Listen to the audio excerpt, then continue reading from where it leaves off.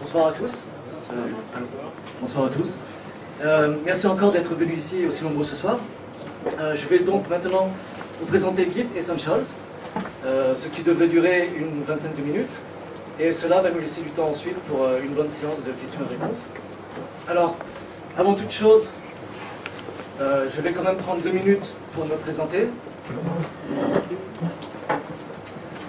Je m'appelle donc Malik Mangier et je travaille depuis août 2011 pour Atlassian, ce qui fait presque 3 ans.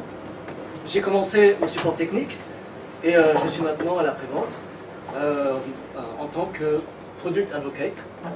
Et être Product Advocate, en fait, ça consiste à expliquer aux nouveaux utilisateurs, Est-ce que ça marche? Oui. Ça consiste à expliquer aux nouveaux utilisateurs ou aux utilisateurs potentiels les solutions que Atlassian peut apporter. Et justement, une de ces solutions, c'est Git Essentials, dont je vais vous faire la démo ce soir. Alors, si vous avez des questions pendant la présentation, n'hésitez pas à les noter, de manière à ce qu'on en discute ensemble après la démo, durant la séance de questions et réponses. Alors, juste pour vous donner une petite indication de ce qu'on va faire, je vais commencer par vous donner un aperçu général de ce qu'est Git Essentials. Ensuite, on va prendre un exemple spécifique de workflow de développement pour donner un exemple de comment utiliser Git Essentials avec le développement par fonctionnalité. Et ensuite, on va voir tous les avantages que va vous donner le panneau de développement de Git Essentials. Alors, Git Essentials, qu'est-ce que c'est? Fait très simplement, Git Essentials, c'est la solution technique de Atlassian qui va vous aider à adopter Git. Avec Git Essentials, vous allez pouvoir prendre le contrôle de Git et établir le workflow optimal pour votre équipe de développement. Et techniquement, Git Essentials, c'est en fait une combinaison de 3 gros outils Atlassian. Vous allez avoir, avec Git Essentials, vous allez avoir Jira, le bug tracker, leader du marché. Vous allez avoir Stash, l'outil de gestion de dépôt Git. Et vous allez avoir Bamboo, pour l'intégration en continu et pour le déploiement en continu. Alors je sais qu'il y a beaucoup de gens qui ont entendu parler de Atlassian, mais je vais quand même demander, est-ce que aussi vous utilisez déjà une de ces solutions? Est-ce que vous utilisez Stash? Ok, donc plutôt Jira, pour la plupart je pense. Et très bien, et donc je vais maintenant commencer la démo, mais avant je vais juste donner, pour donner un petit peu de contexte à la démonstration, on va prendre l'exemple de cette startup fictive qui s'appelle Teams in Space. Alors, Teams in Space a pour mission d'organiser des voyages pour des individus ou des groupes de personnes qui veulent partir en vacances dans l'espace. Et Teams in Space, c'est une petite boîte avec une dizaine d'employés tout au plus. Et leur commerce se fait principalement en ligne. Donc ils ont un site internet et une plateforme électronique pour les réservations et pour le paiement. Et là, on va prendre l'exemple de Kevin, qui est un des membres de l'équipe de Teams in Space et qui a pour occupation principale de développer et de maintenir le site internet. Et avec Kevin, on va voir comment s'applique le workflow de développement par fonctionnalité. Alors c'est un sujet qui a déjà été abordé dans la présentation précédente. Et juste pour faire un petit récapitulatif très simple, le workflow de développement par fonctionnalité, ça consiste à faire une branche dédiée qui est spécifique pour le développement de la fonctionnalité que vous voulez. Et quand le travail est fait, ensuite ça consiste à merger en retour sur la branche parent. Et donc on va voir comment on va travailler en suivant ce workflow avec Git Essentials. Et on va procéder comme ça. Donc je l'ai mis aussi sur le tableau ici, parce que je vais sortir de l'application de PowerPoint et je vais vous présenter les applications Jira. Mais je voudrais quand même qu'on garde les étapes à l'esprit. Donc on va voir comment on va choisir un bug à fixer dans Jira à partir de l'interface Agile.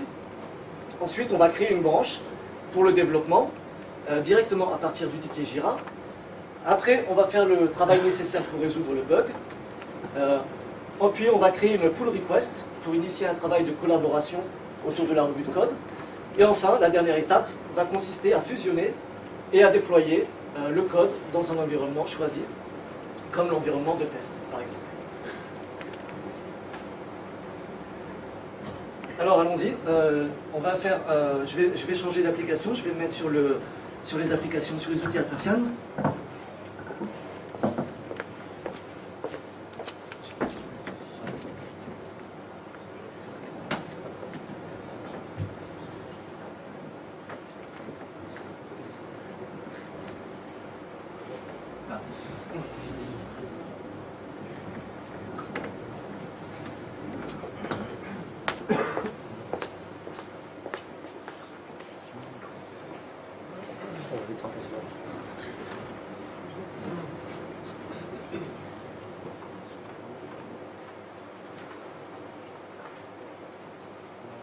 Ok, je vais mettre mon app ici.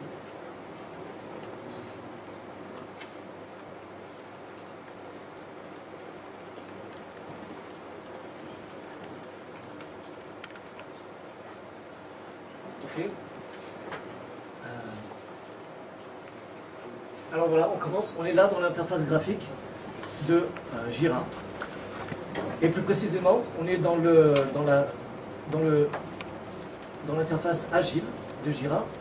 Et là, j'ai accès à mon tableau Scrum. Donc, sur ce tableau, je peux voir le travail qui a déjà été fait. Je peux voir le travail qui est en cours. Et je peux voir le travail qui a commencé. Et donc, justement, si je me mets sur un de ces tickets, où je dois commencer à faire quelque chose, je prends mon ticket. Alors, le rendu est... on va pas tout. Et, donc je vais essayer de déplacer l'application comme ça. Quand on sélectionne le ticket, ensuite, on peut tout de suite, directement, à partir du tableau ici, créer une branche. Donc je peux tout de suite commencer à travailler à partir de mon ticket. Je peux créer ma branche. Mais je peux aussi également, si je le désire, avoir plus d'informations sur le ticket en lui-même. Et donc je peux voir plus de détails. Je peux voir en détail que c'est un bug. Je peux voir les commentaires qui ont eu lieu. Je peux voir qui a initié la demande. Et encore une fois, même à partir de ce ticket et du détail, je peux, si je le veux, créer la branche.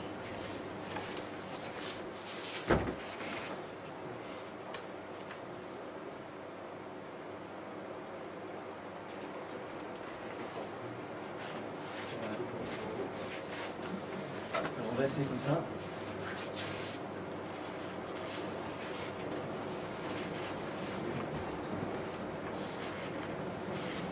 Et donc, à partir de mon ticket, je peux donc juste simplement créer la branche. Alors, j'appuie sur créer la branche.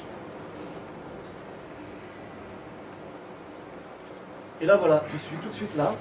Et les champs de la création de la branche sont déjà remplis. Donc, l'application sait que je veux fixer un bug. Donc, le type de ma branche est déjà mis sur bugfix. Je branche à partir de ma branche principale. Le nom de la branche respecte la nomenclature avec la clé du ticket Jira et le titre du ticket. Alors, comme on l'a déjà dit, la nomenclature c'est pratique parce que ça permet à tous les développeurs d'avoir le même standard sur les noms des branches. Et aussi, ça permet de garder la relation entre la branche et le ticket. Et là, j'ai un petit résumé qui me dit donc je fais la branche à partir du master et je vais créer cette branche. Et quelque chose d'aussi très intéressant, c'est ici ce que vous voyez à côté du nom de la branche master, c'est les états du build. Et là, quand je crée ma branche, je suis sûr que je pars sur des bonnes bases et que je peux continuer mon développement. Alors, si je continue et que je crée ma branche, la branche a été créée et ça m'amène dans mon interface Stash. Et à partir de là, je vais pouvoir commencer à coder pour fixer le bug.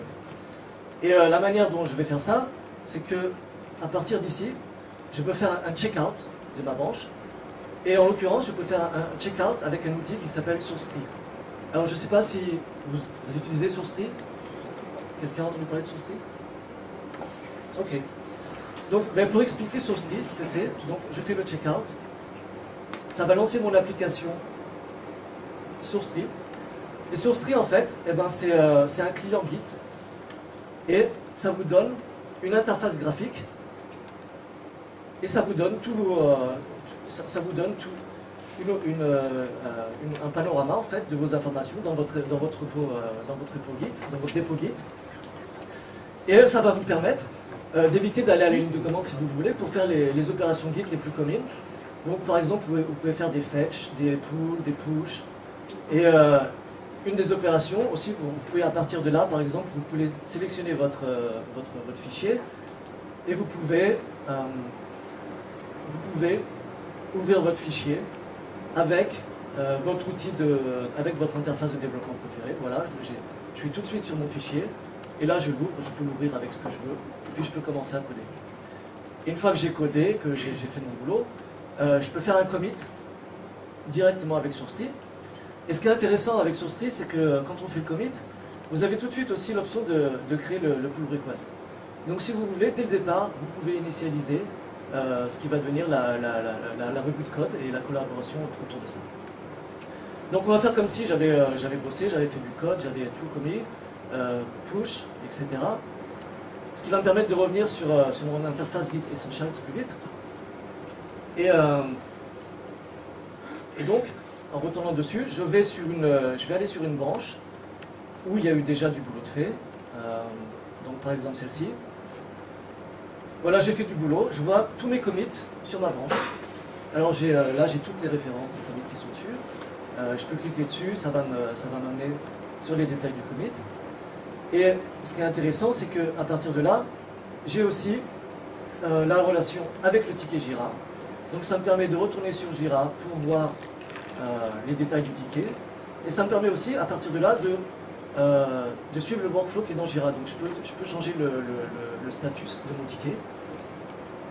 Alors, faire ça pour revenir à la page. Ok. Et autre chose de très bien, c'est le status des builds qui est là.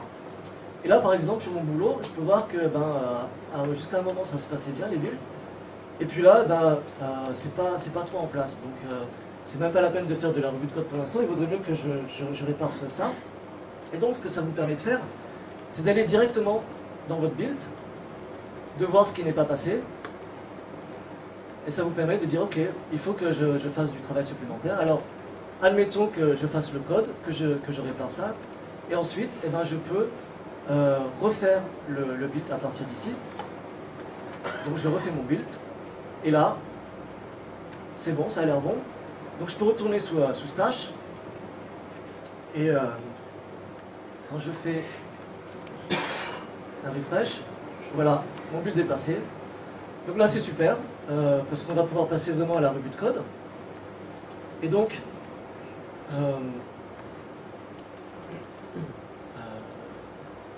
quand je passe à la revue de code, je peux, si je ne l'ai pas fait déjà sous SourceTree, je peux créer ma pull request aussi à partir d'ici. Alors, on y va, on clique sur la pull request pour faire la revue du code. Et encore une fois, comme on l'a vu, les champs de la création de la revue de code sont déjà pré-remplis. Donc, vous avez la source du code qui est là. Et là, c'est des informations sur le code que vous avez fait.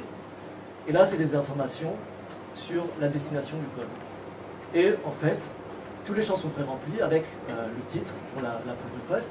Et aussi une description qui va prendre tous les commits qui font partie de la pull request. Et ensuite, vous pouvez ajouter des reviewers, des relecteurs. Donc on peut en prendre deux, comme ça, on les rajoute. Et ensuite, on peut créer la pull request. Donc, une fois que la pull request est créée, on peut aller encore sous Stash, voir tous les détails de cette pull request avant de faire le merge, puisque c'est là que va s'organiser la collaboration autour de la revue de code. Alors quand on va sur la pull request, déjà on a une vue d'ensemble qui nous montre encore une fois le nom de la pull request, le nom de la branche de source et la destination, et puis toutes les activités qui ont eu lieu sur la pull request. Alors je peux voir tous les commentaires qui ont été faits sur les fichiers, tous les commentaires qui ont été faits sur la pull request elle-même. Encore une fois ici, j'ai mes liens sur mes builds, donc quand je fais la revue de code, je peux voir que bon, les builds déjà c'est passé. Je peux aussi me référer plus rapidement sur mon ticket Jira. Et aussi, je peux passer en mode diff, ce qui me donne une indication de ce qui a été changé sur le contenu du fichier par exemple, et ça me permet d'ajouter des commentaires. Alors, je peux rajouter d'autres commentaires ici, et quand j'ajoute mes commentaires, je peux aussi faire des @mention pour inviter quelqu'un dans la discussion et dire voilà, qu'est-ce que tu en penses de ça. Donc je peux faire des commentaires comme ça, et je peux faire aussi des commentaires sur le fichier en lui-même, plutôt que sur le contenu. Donc je peux dire que voilà, ce fichier est basé sur le template de quelqu'un. Et dans ma vue de diff, ça c'est une vue de diff unifiée, mais donc ce que je peux faire, c'est aussi avoir une vue de diff en side-by-side, et voir ce qui a été ajouté, ou éventuellement sur un autre fichier, voir ce qui a été modifié. Tu peux le faire Ah, dans l'eau. Je m'inverse.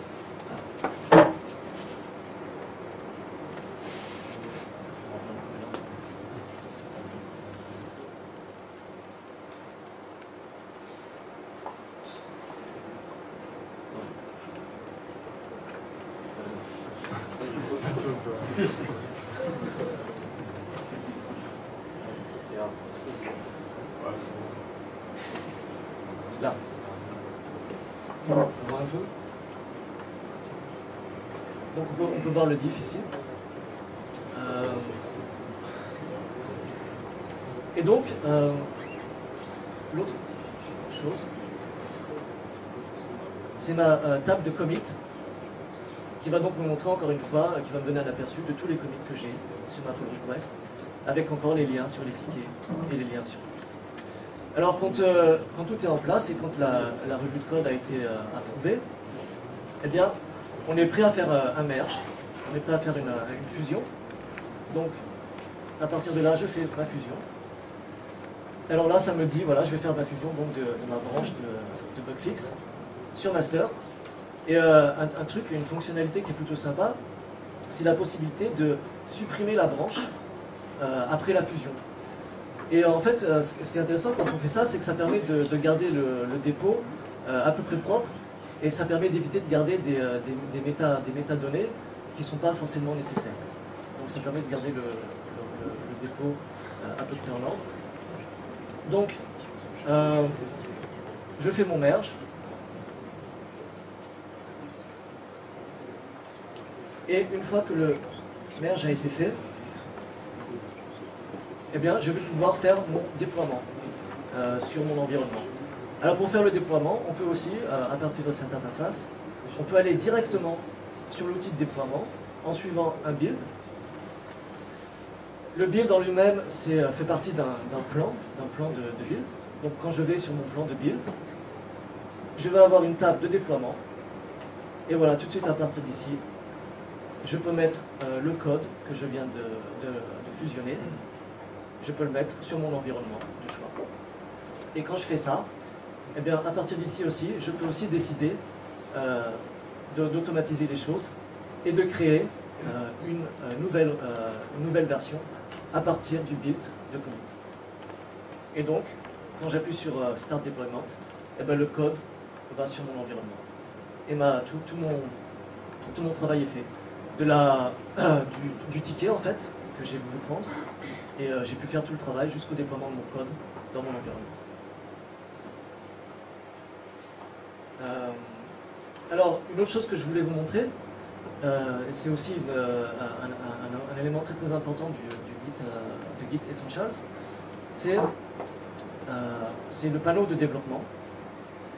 Donc, si je prends un ticket pour lequel tout a été fait, je ne sais pas trop comment on peut faire.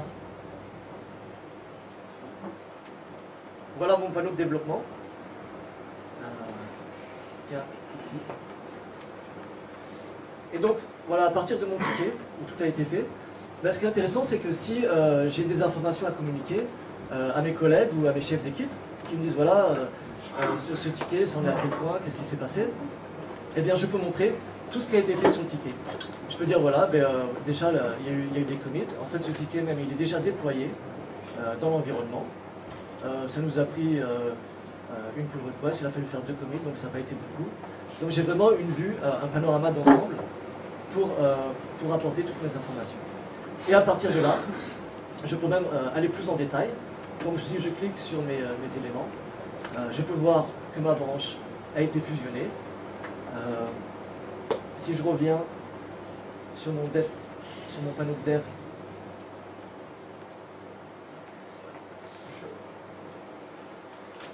si je reviens sur mon panneau de dev, je peux voir aussi l'état des détails sur les commits, quand est-ce qu'ils ont été faits, combien de fichiers il y a. Donc, je peux même voir les fichiers à partir d'ici qui font partie des commits, et je peux les ouvrir à nouveau. Et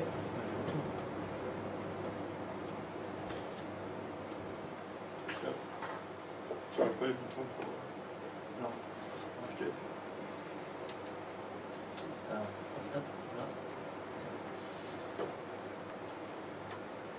Donc je peux aussi voir les détails de mes pull requests.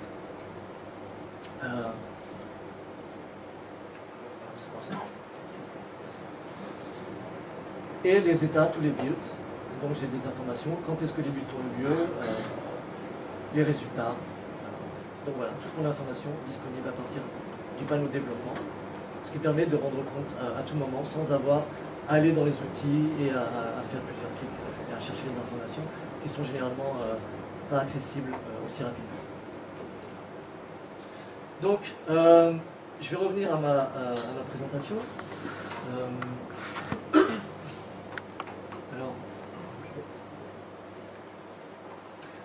Pour résumer, Git Essentials, donc pour résumer tout ce que vous pouvez faire avec, c'est donc des outils Atlassian qui sont intégrés par défaut. Ça vous permet de planifier, de coder, de sauvegarder, de tester et de livrer, le tout rassemblé en un seul package. Ça vous donne des bonnes pratiques Git qui sont déjà incluses par défaut. Ça vous permet d'avoir une collaboration étroite, peu importe la localisation géographique de votre équipe. Ça vous permet d'automatiser les tâches de build et de déploiement. Et ça vous donne une traçabilité avec l'information que vous avez à portée de main. Donc voilà, c'était la démo de Git Essentials pour vous montrer comment on fluidifie en fait le travail de développement, de la prise en main du ticket jusqu'au déploiement du code sur l'environnement.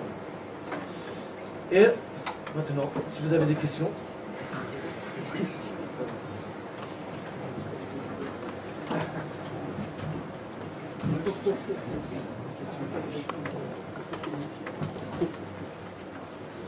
Je voulais savoir, est-ce que ce genre d'offre est disponible clé en main sur un service de type cloud? C'est une bonne question. J'ai pris un exemple vraiment spécifique avec Jira, Stash. Alors juste un micro pour le coup. Ah, pardon. Je peux parler de mon... Je peux utiliser comme un micro à la main. Ouais. Okay. Donc je disais que c'était une bonne question parce que là c'était vraiment un exemple spécifique avec Jira, Stash et Bamboo. Et Jira et Bamboo sont déjà disponibles en version Software as a Service. Je ne sais pas trop comment on dit ça en français. Donc, ils sont aussi disponibles dans le cloud. Et en fait, Stash, c'est vraiment pour mettre sur votre infrastructure.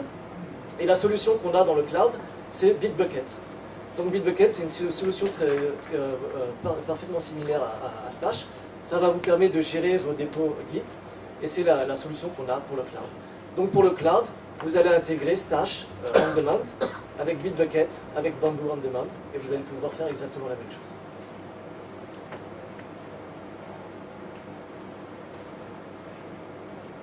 Une autre question ?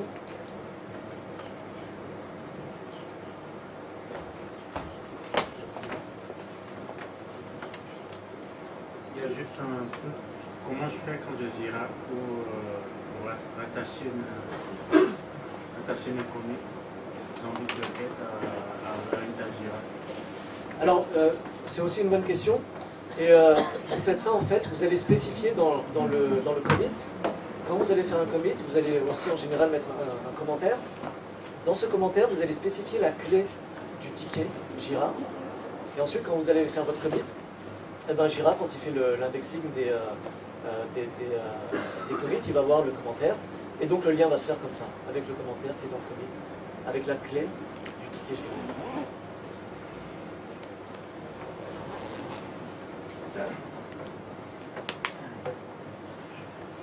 Juste une question sur quand tu ouvres un ticket, et après on le met, supposons il est en in progress, donc ça crée la branche, et supposons que, je sais pas, une mauvaise manipulation, je reprends le ticket dans Jira, et je le mets par exemple sur Done, ou je le mets encore sur To Do. Donc là j'ai une branche qui est créée. Qu'est-ce qui se passe? Est-ce qu'il y a des garde-fous pour vérifier ou ce genre de choses? Alors, encore une bonne question. Le workflow de Jira n'est pas forcément en relation avec le workflow de la branche. Donc, pour créer la branche, on la crée manuellement dans Jira. Et ensuite, vous pouvez déplacer, même s'il y a des erreurs de déplacement du ticket dans le workflow, de affaires à compléter. Et bien justement, avec ce panneau de développement, quand vous allez sélectionner votre ticket Jira, vous allez avoir un aperçu qui va vous montrer qu'en fait, eh ben, même si le ticket est, en état fait, eh bien, en fait, rien n'a été déployé, le build n'est pas passé, et la branche n'a pas été fusionnée. Et ça, vous pouvez le voir tout de suite à partir de votre panneau de développement. Et donc, si on la supprime, le ticket du Jira, vous aurez toujours la branche qu'il faudrait nettoyer. Si vous supprimez le ticket du Jira, oui, si vous supprimez le ticket du Jira, donc le ticket du Jira, c'est l'information est dans la base de données de Jira, et la branche est dans le dépôt Git. Donc le dépôt sera dans Git, la branche sera toujours une métadonnée dans Git, elle fera partie de votre dépôt, mais ce sera une donnée en plus, elle ne sera pas forcément visible, et ensuite il faudrait y aller manuellement, voir les branches qui ne sont pas référencées. Et même je crois que Git fait en fait une automation, et après 2-3 mois, il regarde les références qui n'ont pas été utilisées, et nettoie automatiquement. C'est pas Git, c'est Stash. Mais c'est Git qui fait ça. Alors Stash va vous aider à gérer Git, et Git, lui, a cet algorithme.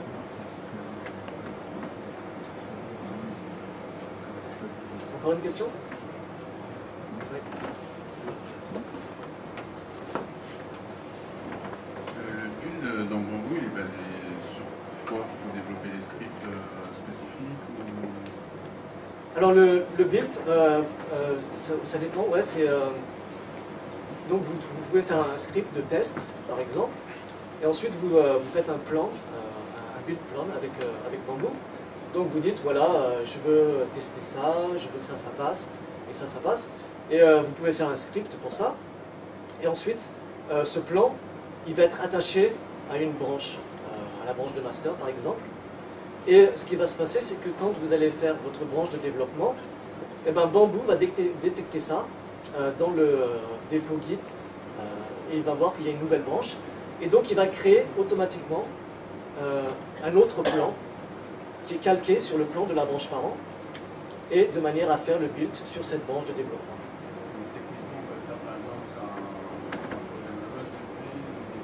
Mais c'est comme vous voulez, ça dépend de ce que vous codez. Donc si vous êtes en Java, vous allez faire un projet Maven.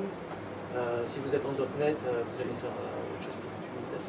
Donc vous avez le choix dans Bamboo, il y a plein de possibilités, c'est très, très souple.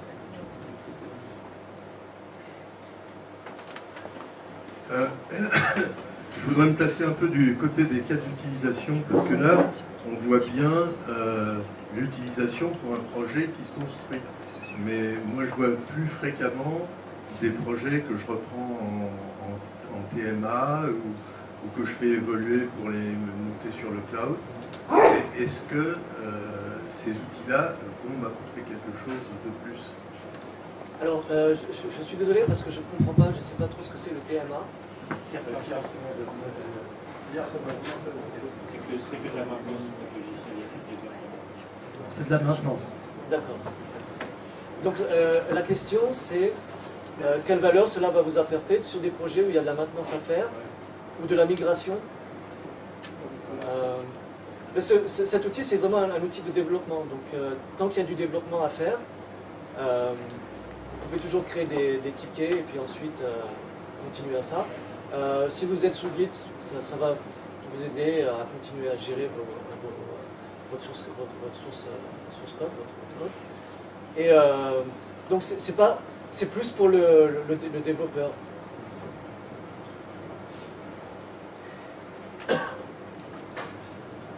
Une dernière question?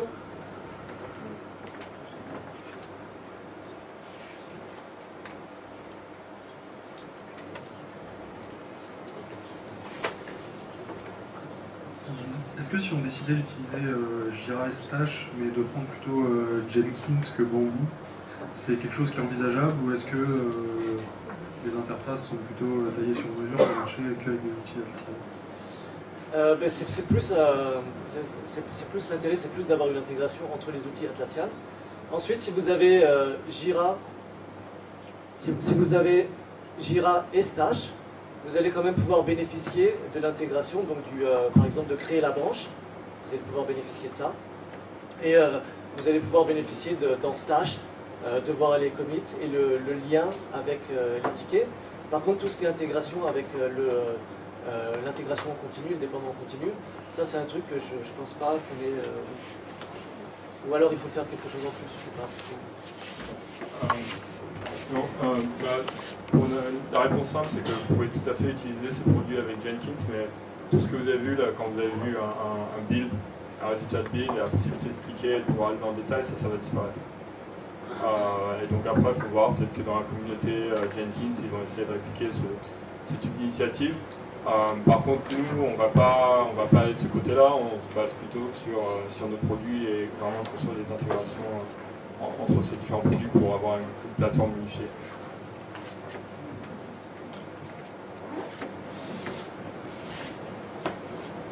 Question?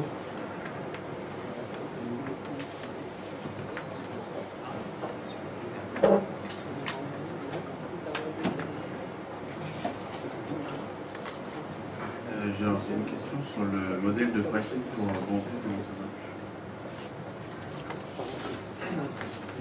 ça marche? Au niveau du pricing, c'est par agent. Donc en fait, on va avoir... on est plus basé sur un modèle de... On est plus basé sur un modèle de parallélisation, c'est combien de builds peuvent être effectués en parallèle sur différentes machines. Donc c'est un peu le modèle que l'on suit, c'est pas par utilisateur en gros. Donc enfin tout ça c'est en ligne. On a un prix d'entrée, enfin comme tous nos produits, on a un peu ce starter plan à $10. Enfin, d'ailleurs, je précise que c'est $10 par time charité. Donc vous pouvez essayer ça et après on passe sur de tête, ça va être $800 sur le premier plan et donc ça monte comme ça, c'est un peu le même modèle que les autres produits sauf que c'est pas utilisateurs.